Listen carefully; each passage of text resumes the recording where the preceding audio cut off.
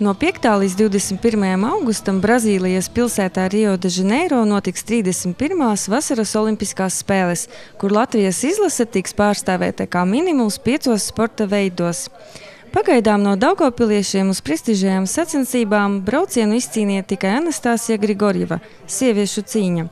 Tomēr pārstāvēt savu dzimto valsti olimpiādē vēl ir iespēja arī vieglatlētam Dmitrijam Jurkevičam. Daugavpils iedzīvotāji tic saviem sportistiem un cer uz olimpisko zelta medaļu.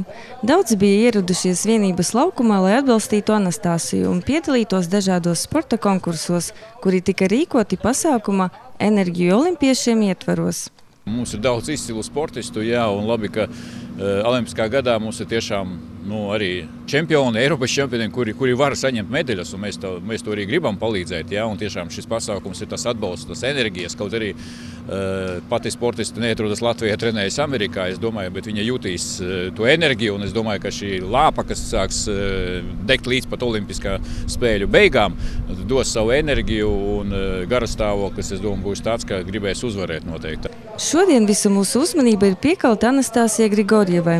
Jauniete jau vairāk kārt ir kļuvusi par Eiropas čempioni, tā skaitā arī šogad, kā arī ir bronzas ieguvēja pasaules čempionātā.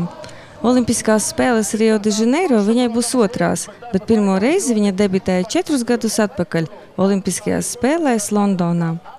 Cik es zinu, Anastasija Grigorjeva neplāno pēc Olimpiādes Rio beigt savas sporta gaitas. Viņa plāno arī nākamo olimpisko ciklu novadīt.